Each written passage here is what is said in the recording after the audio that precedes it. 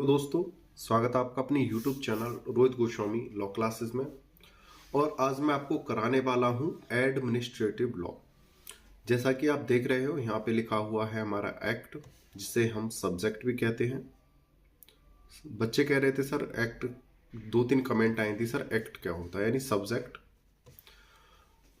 है administrative law, जिसको हम बोलते हैं प्रशासनिक विधि। और ये LLB second year third semester वालों के लिए बहुत ज़्यादा इंपॉर्टेंट है, क्योंकि उनके सिलेबस में लगा हुआ है। अगर आप BA LLB या LLB के स्टूडेंट हो, तो अगर आपका सब्जेक्ट यानी एक्ट आपका एडमिनिस्ट्रेटिव लॉ है, तो आपके लिए भी ये वीडियो सफिशिएंट रहेगी। ठीक है। अब से पहले मैं आपके अपने YouTube चैनल पर मुस्लिम लॉ,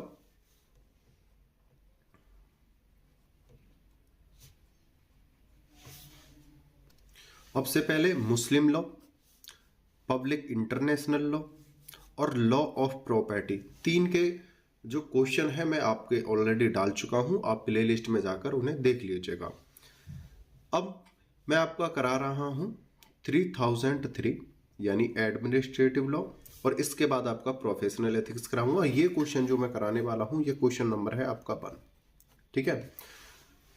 क्वेश्चन है हमारा फर्स्ट, विधि शासन से आप क्या समझते हैं। आप इसे फॉर्मल समझ लेना, एक कर लो। ठीक है। विधि शासन से आप क्या समझते हैं। विधि शासन किस सीमा तक भारतीय संविधान में स्वीकृत है। ठीक है। या ये क्वेश्चन इस प्रकार से आ सकता है, विधि शासन भारतीय संविधान के रोम रोम में व्याप्त है और वास्तव में यह एक संविधान के मूलभूत लक्षणों का एक अंग है। उपरोक्त कथन के प्रकाशन में, प्रशासनिक विधि के अध्ययन में विधि शासन के तत्व और महत्व पर प्रकाश डालिए। इतना बड़ा तो वहां पे लिखा नहीं आएगा, लेकिन आपका वहां पे क्या लिखा आएगा, विधि शासन से आप क्या समझते हैं, विधि शासन किस सीमा तक भारतीय संविधान में स्वीकृत है। यह विधि शासन लिखकर और किसी प्रकार से बूझ लिया जा सकता है आपका क्वेश्चन। ठीक है। यहां से आपके 10 नंबर और 20 नंबर के क्वेश्चन आते हैं। ठीक है। वीडियो में चलने से पहले एक बात और बता देना चाहता हूं, अगर किसी स्टूडेंट को हमारे मुस्लिम law, public international law, administrative law, law of property या प्रोफेशनल एथिक्स के PDF नोट्स चाहिए, तो वो 499 का पेमेंट करके इनको परचेज कर सकता है। 499 का पेमेंट करके इस वाले नंबर से हम संपर्क करके अपने PDF ले सकता है। अब चलते हैं क्वेश्चन के आंसर की तरफ। विधि शासन का अर्थ, सबसे पहले तो विधि शासन का अर्थ समझ लेते हैं। विधि यानी कानून, लॉ। विधि के शासन का विचार बहुत ही प्राचीन है। विधि शासन का अर्थ है कि सरकार मनुष्य के सिद्धांत पर नहीं, बल्कि विधि के सिद्धांतों पर आधारित है। तो इसमें क्या कहा गया है, सबसे पहले बोला है जो विधि का शासन है वो बहुत प्राचीन काल से चला आ रहा है। विधि का शासन का अर्थ है जो सरकार जो है मनुष्य के सिद्धांत पर नहीं, बल्कि विधि के सिद्धांत पर आधारित है। सरकार मनुष्य के ऊपर नहीं है, बल्कि वो विधि पर निर्भर है। ठीक है। आगे चलते हैं। इस अर्थ में यह सिद्धांत सरकार की मनमानी करने के विरुद्ध है। सामान्यतः इसका अर्थ यह है कि शासन का प्रत्येक कार्य विधि के अनुसार किया जाए। यहां पर कहा गया है कि जो शासन है वो सरकार के द्वारा नहीं चलेगा, बल्कि वो विधि के अनुसार ही चलाया जाएगा। जो सरकार है वह भी एक आम व्यक्ति की तरह ही है। भाई सरकार चलाने वाले कौन होते हैं, मानव ही तो होता है। और मानव क्या है, एक आम व्यक्ति ही तो होता है। तो जो लॉ एक आम व्यक्ति के ऊपर लगता है, वही जो शासक होता है, जो राजा होता है, जो उसे चलाने वाले व्यक्ति होते हैं, उस पर भी तो लगता है। तो यहां पे कहा गया है जो शासन है वो सरकार या शासक के द्वारा नहीं चलेगा, बल्कि विधि के द्वारा चलेगा, और विधि आम जनता और शासक सब पे समान रूप से लगेगी। ठीक है। तथा सरकारी कर्मचारियों और जनता दोनों ही राज्य के नियमों के अंतर्गत समान रूप से उत्तरदायी रहें। ठीक है। यहां पे लिखा है, देख लो। सरकारी कर्मचारी और जनता, मतलब आम जनता, और जो सरकार को चलाने वाले जो शासक होते हैं। सरकारी कर्मचारी में सभी व्यक्ति आते हैं तुम्हारे, चाहे वो आईएएस हो, आईपीएस हो, आईएफएस हो, सीआईसी हो, सीबीआई हो, सीडीआई हो, सीआईडी हो, जो भी हैं आपकी सभी संस्थाएं, कोई भी संघ हो, कोई भी पद हो, कोई संगठन हो, कोई आयोग हो, सभी शासक यानी सरकार के अंग होते हैं। ठीक है। चलाने वाले व्यक्ति का पद बेशक ऊंचा होता है, लेकिन वह भी सरकार और वह भी विधि के अनुसार ही चलता है। वो सरकार के किसी भी ऊंचे पद पर बैठा हो। सही है। आगे देखते हैं। वहां पर ना कोई ऊंचा पद देखा जाएगा सरकार का, सरकारी व्यक्ति का, और ना ही आम जनता का कोई ऊंचा या नीचा पद देखा जाएगा, या गरीब अमीर नहीं देखा जाएगा। विधि सभी के लिए समान होगी। ठीक है भाई। मध्य युग में जैक्टन ने यह सिद्धांत प्रतिपादित किया था कि सभी शासक विधि द्वारा शासन करने के लिए बाध्य हैं। देखो, एक जैक्टन थे। जैक्टन ने एक विधि का निर्माण किया था, और उस विधि में उन्होंने एक सिद्धांत प्रतिपादित किया था। उन्होंने कहा था कि कोई भी व्यक्ति सही, चाहे वो शासक हो या कोई उच्च अधिकारी हो, ठीक है, वो सिर्फ विधि के अनुसार ही शासन कर सकता है और उसी के आधार पर शासन करना चाहिए। ठीक है। जैसा कि प्रत्येक क्वेश्चन में मैं आपको बताता हूं, डेफिनेशनों को अच्छे से याद कर लेना है। एक डेफिनेशन आ रही है, ठीक है, एक तो जैक्टन का था और एक है प्रोफेसर डाइसी के मतानुसार विधि का शासन ब्रिटिश संविधान का मूलभूत सिद्धांत है, और इसका प्रयोग वहां निम्न 3 विभिन्न अर्थों में किया जाता है। ठीक है। दोबारा देख लो, विधि का शासन, ये किसने बोला है? प्रोफेसर डाइसी के अनुसार। ऐसे कर लेना इसे, और इसे ऐसे कर लेना।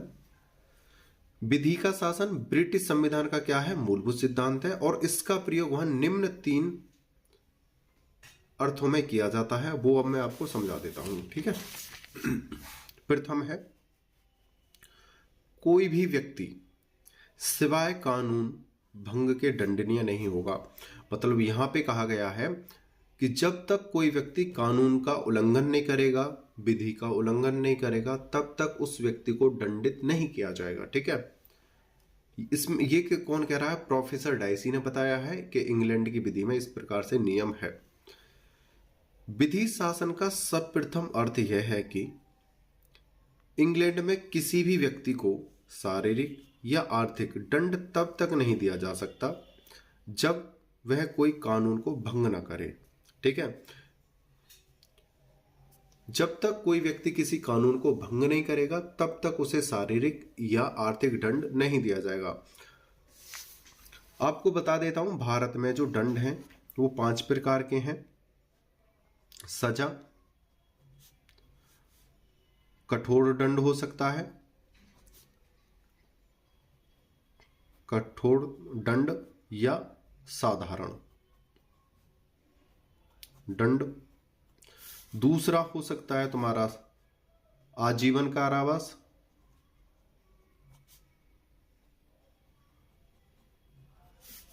तीसरा हो सकता है तुम्हारा मृत्युदंड, जो फांसी होती है, और 5वां होता है संपत्ति का समापहरण। ठीक है। सजा कठोर हो सकती है, साधारण हो सकती है। आजीवन कारावास जो लगभग 20 वर्ष के लमसम होगी, मृत्युदंड फांसी, जुर्माना कोई पैसे का दंड जिसमें पैसा होता है, या संपत्ति समापहरण यानी संपत्ति को जब्त कर लेना। इस प्रकार की 5 सजाएं होती हैं। ठीक है। बात करते हैं अपने क्वेश्चन पे। यहां पे बोला है इंग्लैंड में किसी भी व्यक्ति को शारीरिक या आर्थिक दंड तब तक नहीं दिया जा सकता जब तक वह कोई कानून को भंग ना करे, और उसे केवल न्यायालय में वाद चलाकर ही दोषी सिद्ध किया जा सकता है।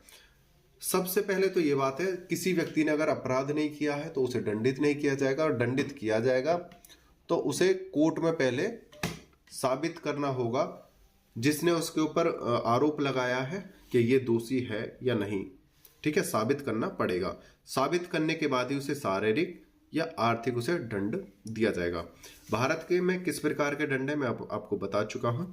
एक दंड और था छठे प्रकार का, वो जो है हटा दिया गया है, मतलब उसे अभी शो नहीं किया गया है। ठीक है, हमें सिर्फ अपने पांचों पे फोकस करना है, यही हमारे लिए महत्वपूर्ण है। दूसरा पॉइंट है, कोई भी व्यक्ति कानून के ऊपर नहीं है। प्रोफेसर डाइसी ने बोला है, कोई भी व्यक्ति भले ही उसकी स्थिति और पद कितना भी महत्वपूर्ण क्यों ना हो। ठीक है, देखो एक बात ध्यान रखना है, ये जो लाइनें हैं सीधे सीधे एडमिनिस्ट्रेटिव लॉ की जड़ है। ठीक है, आप ये मत कहना कि सर हमारी समझ में नहीं आ रहा है, ये तो आप इंग्लैंड का पढ़ा रहे हो। हमारा लगभग सारा कानून आधे से ज्यादा इंग्लैंड से ही लिया गया है। ठीक है, और वहीं की विधि के आधार पर आज भी चल रहा है। कोई भी व्यक्ति भले ही उसकी स्थिति और पद कितना भी महत्वपूर्ण क्यों ना हो, अपने द्वारा किए गए कानूनी कार्यों के लिए साधारण न्यायालयों के अधीन है। ठीक है, इसी प्रकार से हमारा एडमिनिस्ट्रेटिव लॉ कह रहा है कि जैसे इंग्लैंड में है उसी प्रकार से भारतीय एडमिनिस्ट्रेटिव लॉ में कहा गया है, भारत का कोई भी व्यक्ति चाहे वो सरकारी पद पर हो या प्राइवेट पद पर हो, गरीब हो अमीर हो, सभी को क्या है, विधि का पालन करना है और उसी कानून का अनुसरण करना है जो देश में लगी हुई है। अगर कोई व्यक्ति उनका उल्लंघन करता है तो उस पर वही कार्रवाई की जाएगी जो एक आम व्यक्ति या दोषी पर की जाती है। ठीक है, सभी व्यक्तियों को कानून का समान रूप से संरक्षण प्राप्त है। प्रत्येक सरकारी कर्मचारी या अधिकारी वैधानिक क्षेत्र के बाहर किए गए किसी भी कार्य के लिए उसी प्रकार उत्तरदायी हैं जैसे कि अन्य साधारण नागरिक। जैसा कि अभी मैंने बताया है, आपका कोई भी पद सही, आप किसी भी उच्च पद पर हो, प्राइवेट हो, सरकारी हो, किसी संगठन मंत्री हो, किसी संगठन आयोग संघ किसी के भी सदस्य हो, अगर आप दोषी हो तो आपको विधि के अनुसार दंडित किया जाएगा, न्यायालय के द्वारा आपको दंडित किया जाएगा। ठीक है, तीसरा पॉइंट है, संवैधानिक अधिकार न्यायिक निर्णयों के परिणाम है। इंग्लैंड में व्यक्तियों के अधिकार संविधान द्वारा प्रदान नहीं किए गए हैं, बल्कि संविधान में उन अधिकारों को शामिल किया गया है जो समय समय पर व्यक्तियों के वादों के निर्णय के फलस्वरूप न्यायालयों ने उन्हें प्रदान किए गए हैं। देखो, आपको पता होगा जो इंग्लैंड का जो संविधान है वो लिखित नहीं है, वो जो है न्यायालयों के ऊपर आधारित रहता है। जैसे कोई केस आया, उस केस में उन्होंने कोई निर्णय दिया, उस निर्णय के आधार पर उस विधि को एक्सेप्ट कर लिया जाता है। अगर उसी के जैसा कोई दूसरा केस आता है तो जो निर्णय पहले दिया है उसी प्रकार का निर्णय दूसरे केस में दिया जाता है और उसी के आधार पर विधि चलती है। मान लीजिए कोई केस आया मर्डर का, और उसमें क्या परिस्थिति रही है क्या नहीं रही है, वो सब देखने के बाद जो निर्णय जो सजा एक बार निर्धारित कर दी जाएगी उस मर्डर के लिए, उसी प्रकार की अगर कोई दूसरा केस आता है, फाइल आती है, तो उसी विधि को दोबारा से लागू किया जाएगा। ठीक है, और वहां की जो विधि होती है वो न्यायाधीश यानी जो न्यायालय के जो न्यायाधीश होते हैं उनके ऊपर डिपेंड करती है। ठीक है, उन्हें प्रदान किए गए हैं उन अधिकारियों का पालन संवैधानिक गारंटी पर निर्भर नहीं करता। ब्रिटिश संविधान न्यायाधीश निर्मित संविधान है, यानी कि जैसे कोई निर्णय, डिग्री, जजमेंट जो होते हैं हमारे, उसी के आधार पर संविधान की क्या बनती है, विधि। कहां की? इंग्लैंड की। ठीक है, यहां पे कहा गया है, और उसी विधि के आधार पर न्याय निर्णय होते हैं। हमारे जो 2 पॉइंट हैं वो यहां से मैच करते हैं। एडमिनिस्ट्रेटिव लॉ भारत से कोई भी व्यक्ति बिना अपराध के दंडित नहीं किया जाएगा। दूसरा, कोई भी व्यक्ति कानून के ऊपर नहीं है, चाहे वो किसी भी पद पर है। ठीक है, आगे चलते हैं। डायसी के मत की आलोचना। भाई आपने देखा होगा, चाहे आप कितना ही अच्छा काम क्यों ना कर लो, उसके आलोचक आपको जरूर मिल जाएंगे, ठीक है। एक मिले, दो मिले, चार मिले, लेकिन मिल जाएंगे हर समय। उसी प्रकार से डायसी ने जो अपने मत प्रतिपादित किए थे, मत जो दिए थे, उसके आलोचक भी थे। तो एक आलोचक ने क्या बोला है कि डायसी ने फ्रांस की द्वैत प्रशासनिक विधि को इंग्लैंड के संविधान के आधार पर परख कर ही प्रशासनिक विधि को इनकार किया और कहा कि इंग्लैंड में प्रशासनिक विधि है ही नहीं, प्रशासनिक विधि है ही नहीं, जो डायसी की सबसे बड़ी भूल थी। एक आलोचक है, उन्होंने बोला है कि उन्होंने जो है, तो आलोचक जो थे उन्होंने क्या कहा कि जो डायसी थे वो फ्रांस गए और उन्होंने फ्रांस की विधि को पढ़ा जो द्वैत प्रशासनिक विधि थी, और उसी के आधार पर इंग्लैंड में उन्होंने क्या कहा कि जो इंग्लैंड है इसमें प्रशासनिक विधि लागू ही नहीं होती, यहाँ पे तो न्यायिक निर्णय जो न्यायालय द्वारा दिए जाते हैं उनके आधार पर विधि लागू होती है, और उन्होंने प्रशासनिक विधि को क्या कर दिया, इनकार कर दिया और कहा कि इंग्लैंड में प्रशासनिक विधि है ही नहीं, जो डायसी की सबसे बड़ी भूल थी। कौन कह रहे हैं, आलोचक कह रहे हैं कि उन्होंने फ्रांस के आधार पर फ्रांस की द्वैत प्रशासनिक विधि को पढ़कर ही कहा कि इंग्लैंड में प्रशासनिक विधि है ही नहीं। आगे देखते हैं। डायसी ने अपने समय में स्थापित प्राधिकरणों को अनदेखा किया जिसका वहां अभाव नहीं था जब डायसी ने इन संस्थाओं का विरोध किया था। एक इसमें एक्ट केस है, पुअर लॉ अमेंडमेंट एक्ट 1834 के अधीन गरीब परिषदों का गठन किया गया था जिन्हें विवाद निपटाने और नियम बनाने की पर्याप्त शक्तियां प्राप्त थी।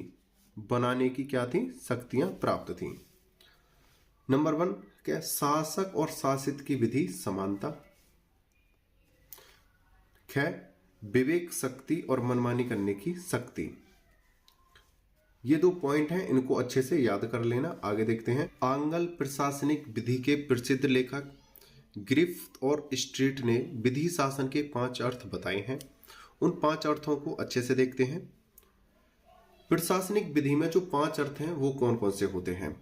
नंबर 1 मनमानी करने के विपरीत। अगर कोई व्यक्ति मनमानी करता है उसके विपरीत सामान्य विधि की पूर्ण सर्वोच्चता। मनमानी नहीं चलेगी, जब बल्कि विधि की क्या रहेगी, सर्वोच्चता रहेगी। विधि पूर्ण रूप से चरम पर रहेगी और विधि की ही बात मानी जाएगी और विधि ही अपने अनुसार कार्य करेगी, ठीक है। दूसरा है, किसी भी व्यक्ति को विधि उल्लंघन पर दंडित किया जा सकता है। अगर कोई भी व्यक्ति है, चाहे उसका कोई भी पद रहा हो, अगर वो कुछ गलत कार्य करता है तो उसे दंडित किया जाएगा। तीसरा है, यदि किसी व्यक्ति को विधि के परिवर्तन से नुकसान होता है तो राज्य व्यक्ति को प्रति कर देगा। अगर आप जैसे समय समय पर विधि चेंज होती रहती है, अगर विधि के परिवर्तन से किसी व्यक्ति को नुकसान होता है तो राज्य उसके नुकसान की क्या करता है, भरपाई करता है। 4th नंबर का है, प्रशासन की शक्ति के स्रोत। जो प्रशासन होता है, जो देख रेख के कार्य करते हैं, उनकी शक्ति के जो स्रोत अधिनियम है। तो शक्ति के अभाव में व्यक्ति के अधिकारों का उल्लंघन नहीं होगा। तो यहां पे क्या कहा गया है, जो हमारा प्रशासन है उसे ताकत कहां से मिलती है, उसे अधिनियम से ताकत मिलती है, अधिनियम से पावर मिलती है, उसी के आधार पर प्रशासन कार्य करता है। तो शक्ति के अभाव में, अगर उनके पास किसी कारण से शक्ति नहीं रहती है, व्यक्ति के अधिकारों का उल्लंघन नहीं होगा। ये नहीं है कि अब शक्ति नहीं है प्रशासन के पास, अगर तो व्यक्ति के जो अधिकार हैं उनका उल्लंघन करने लग जाओ या उनके संग कोई दबाव या प्रताड़ित करने लग जाओ। आगे 5 है, प्रशासन विधि से बाध्य है, ठीक है। आगे समझते हैं अपना। अभी तक हमने देखा था इंग्लैंड की विधि, इंग्लैंड विधि, ठीक है, उसकी प्राचीन स्थिति, आंगल विधि के हमने तत्व देखे थे और दंड के प्रकार देखे थे, किस प्रकार से दिया जा सकता है, किसे नहीं दिया जा सकता है, इस प्रकार की हमने चीजें देखी थी। अब बात आती है ये जो इन सब से भारतीय विधि का क्या कनेक्शन है, ठीक है, भारतीय प्रशासनिक विधि।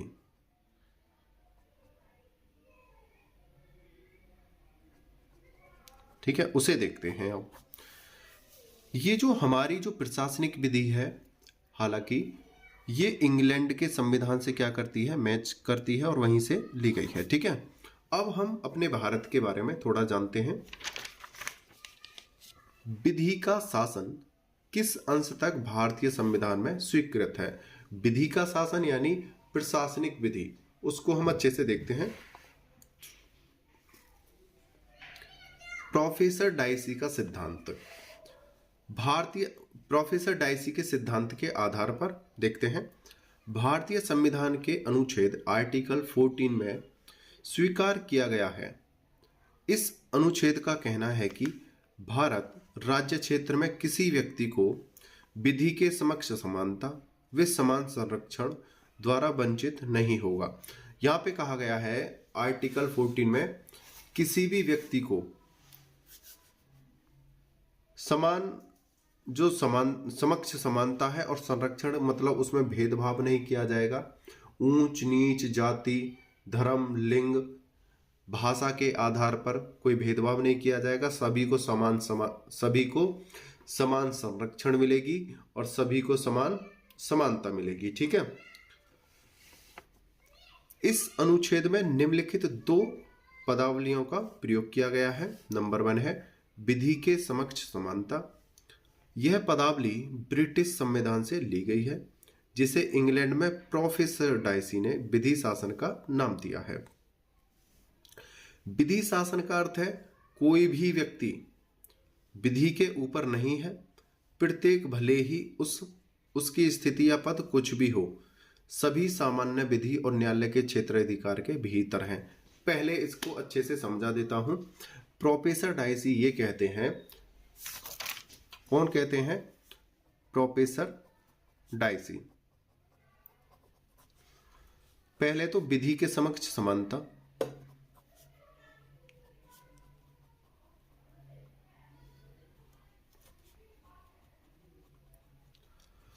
आपको लिंग, जाति, धर्म, भाषा या भारतीय स्थान के आधार पर आपके साथ कोई भेदभाव नहीं किया जाएगा। अगर कोई पद है, आप उस पर जाना चाहते हो अपनी मेहनत के आधार पर, या आपके साथ जैसे कोई सपोज करो एग्जांपल कोई भर्ती निकली, तो वहां पर आपका कोई भेदभाव नहीं किया जाएगा। स्थान के आधार पर, लिंग के आधार पर, जाति, धर्म या भाषा के आधार पर आपके से कोई भेदभाव नहीं किया जाएगा, ठीक है। दूसरा है संरक्षण, विधि के समान संरक्षण। यहां पे देखो,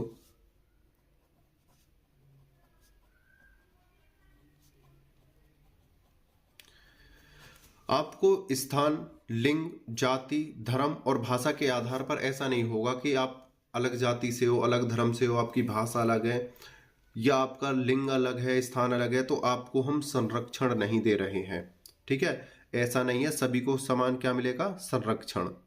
संरक्षण का मतलब है सभी कानून सभी व्यक्तियों पर लागू होंगे और एक दूसरे के अधिकारों का उल्लंघन कोई नहीं करेगा, किसी पर कोई अत्याचार नहीं करेगा, किसी को कोई प्रताड़ित नहीं करेगा, ठीक है।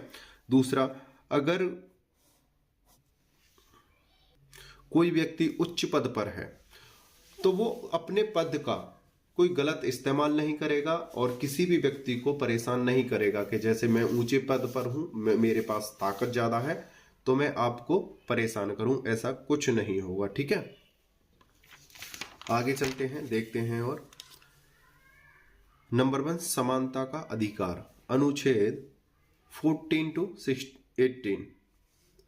समानता के अधिकार का अर्थ है सभी नागरिक समान रूप से विशेषाधिकार तथा अवसरों का उपयोग करें। यह राज्य द्वारा धर्म, जाति, वंश या कुल, लिंग या जन्म स्थान के नाम पर विभेद के विरुद्ध रक्षा करता है। जैसा कि अभी मैंने आपको बताया है, समानता का अधिकार, आपके साथ कोई भी भेदभाव नहीं किया जाएगा। आपको कहीं पर आने जाने से, बोलने से, चलने से किसी प्रकार से रोका टोका नहीं जाएगा। नहीं, आपके जो अधिकार बनते हैं उन अधिकारों का उल्लंघन भी नहीं होगा। ठीक है, आगे देखते हैं। कोई व्यक्ति विधि के ऊपर नहीं है, अर्थात किसी अमीर गरीब, ऊंच नीच, सरकारी और गैर सरकारी सभी को समान न्याय मिलेगा। अब ये नहीं है कि कोई व्यक्ति पुलिस में है, कोई आईपीएस अधिकारी है, कोई आईएएस अधिकारी है, या कोई दरोगा है, या कोई न्यायाधीश है, वो सोचे कि मैं अब उच्च पद पर बैठा हूं, मैं बहुत पैसे वाला हूं, अब जो मेरे मन में आएगा मैं वही करूंगा। भाई, अगर सपोज करो कोई ऐसा न्यायाधीश हो, ऐसा जज हो जो थोड़ा गुस्सैल टाइप का हो, उससे किसी से थोड़ा मन मुटाव हुआ, उसने सोचा कि इसे लाओ कटघरे में, इसे फांसी की सजा दे दो, इसे लाओ, इसे 20 साल की सजा दे दो, इसे लाओ, इस पे कौड़े बजाओ। भाई, इस प्रकार से तो त्राही त्राही मच जाएगी। तो यहाँ पे क्या बोला है, कोई भी व्यक्ति हो, चाहे वो सरकारी हो, प्राइवेट हो, गरीब हो, अमीर हो, सभी के साथ क्या होगा, समान बर्ताव होगा। किसी के साथ ये भेदभाव नहीं होगा कि तुम ऊपर जा सकते हो अपनी जाति के आधार पर, या तुम ऊपर नहीं जा सकते हो किसी पद पर। ठीक है, ये ही प्रशासनिक विधि हमें समझाती है। ठीक है, कि आपके अधिकारों का एक तो उल्लंघन नहीं होगा। कौन कहता है, प्रशासनिक विधि। ठीक है, दूसरा, आपके अधिकारों का उल्लंघन नहीं होगा, आपके संग कोई भी बर्बरता नहीं करेगा। कौन बर्बरता करेगा, अगर किसी के पास ताकत चली जाए, अगर सपोज जैसे अभी मैंने एग्जांपल दिया था न्यायाधीश वाला, कोई बर्बरता नहीं करेगा, अपनी पद की गरिमा नहीं खोएगा, विधि के उल्लंघन करने वालों का या विधि का जो सही से पालन नहीं कर रहे हैं उन पर ध्यान रखेगा और उन्हें क्या कराएगा, दंडित कराएगा। ठीक है, आगे बहुत सारी चीजें हैं समझाने के लिए। जो लॉ, ये हमारा प्रशासनिक विधि का जो लॉ है बहुत बड़ा है, संविधान से भी ज्यादा बड़ा है। ठीक है, इसे पढ़ने और पढ़ाने के लिए काफी समय चाहिए। तो ये हमने कुछ इंपॉर्टेंट पॉइंट बता दिए हैं। उल्लंघन करना, बर्बरता करना, गरिमा को, अपनी गरिमा तोड़ना, विधि का सही से इस्तेमाल ना करना। ठीक है, तो ये प्रशासनिक विधि क्या करती है, चाहे वो किसी पद का व्यक्ति हो या गरीब हो, कहीं से हो, इसे पकड़ के लाती है और कोर्ट में पेश कर देती है और कोर्ट इसे दंडित करता है। ठीक है, अब आगे देखते हैं विधि समक्ष समानता के अपवाद। नंबर 1, एक अपवाद है। अभी हमने क्या पढ़ा था कि जो विधि है सभी व्यक्तियों पर समान रूप से लागू होगी, लेकिन कुछ चुनिंदा व्यक्ति ऐसे हैं, अभी हमने बताया था जो विधि है सभी व्यक्तियों पर समान लागू होगी, लेकिन चुनिंदा व्यक्ति हैं जिन पर ये थोड़ा कम काम करती है। राष्ट्रपति व राज्यपाल को संरक्षण दिया जाता है अनुच्छेद 361 में। दूसरा है विदेशी राज्यों के दूतावास वे भारत में स्थित संयुक्त राष्ट्र संघ के कार्यालय यूएनओ, इनको क्या दिया जाता है, थोड़ा सा संरक्षण दिया जाता है। तीसरा है अनुच्छेद 39 व 31, ये सांसदों व विधानसभा सदस्यों के विशेष अधिकार, मतलब इनको हल्की सी क्या दी जाती है, छूट दी जाती है। गलत इस्तेमाल करें ऐसा नहीं, मतलब कुछ इनको बोलचाल की, भाषण की अभिव्यक्ति जो है थोड़ी दी जाती है। ठीक है, और इनके पास थोड़े कार्य करने की, अपने थोड़े पर्सनल कामों को करने की अपनी थोड़ी सी इनको छूट दी जाती है। ये नहीं कि पूरी प्रवृत्ता करने की, नहीं, थोड़े से संरक्षण इन्हें दिए जाते हैं, थोड़ा इनको सम्मान दिया जाता है टाइप। दूसरा है विधि के समक्ष समान संरक्षण। संरक्षण से मतलब है चाहे वो राष्ट्रपति हो, राज्यपाल हो, गरीब हो, अमीर हो, सभी को क्या मिलेगा? समान संरक्षण मिलेगा, यानी उनकी सुरक्षा होगी। यह एक सकारात्मक विधि है। यह अमेरिका संविधान से लिया गया है। विधि के समक्ष समान संरक्षण राज्य को निर्देश देती है कि समान परिस्थितियों वाले व्यक्तियों के साथ समान व्यवहार तथा असमान परिस्थितियों वालों के साथ असमान व्यवहार किया जाए। यानी कोई सही व्यक्ति है और सही तरह से विधि का पालन कर रहा है तो उसका संरक्षण किया जाए। अगर कोई व्यक्ति है विधि का उल्लंघन कर रहा है, असमान परिस्थिति उत्पन्न कर रहा है, तो उसका उल्लंघन करने पर, विधि का उल्लंघन करने पर उसे दंडित किया जाए। ठीक है, असमान व्यवहार किया जाए, लेकिन यह वर्गीकरण मनमाना नहीं होना चाहिए। ठीक है। दूसरा है, यह वर्गीकरण 2 शर्तों को पूरा करता हो। नंबर 1, वर्गीकरण बौद्धिगम्य अंतरक पर आधारित हो, यानी जो वर्गीकरण हुआ है वो समझने योग्य हो। ठीक है। अंतरक एवं कानून के उद्देश्य में तार्किक संबंध हो, यानी लंबे सोच विचार वाला हो, मतलब समझने लायक हो। ठीक है। तर्क पर आधारित हो, संबंध रखता हो। यह अधिकार भारतीय के साथ उपस्थित विदेशियों को भी है। भाई ये नहीं है कि कोई विदेशी हमारे देश में आ गया तो हम उसे संरक्षण नहीं देंगे, उसे मरने के लिए छोड़ देंगे, या वो अंदर आ जाए हमारे देश में तो उसे पकड़ के कोई भी पीट दे, ऐसा नहीं है। ठीक है। उसको भी पूरी सिक्योरिटी दी जाएगी, उसका भी पूरा संरक्षण दिया जाएगा, उसकी भी पूरी देखभाल की जाएगी। रघुवीर सिंह बनाम हरियाणा राज्य 1918 सुप्रीम कोर्ट, पुलिस की बर्बरतापूर्ण व्यवहार संरक्षण दे वरना विधि से विश्वास उठ जाएगा। उम्मीद करता हूं यह क्वेश्चन आपको समझ में आया होगा। कोशिश तो पूरी की है आपको समझाने की, लेकिन यह है एडमिनिस्ट्रेटिव लॉ।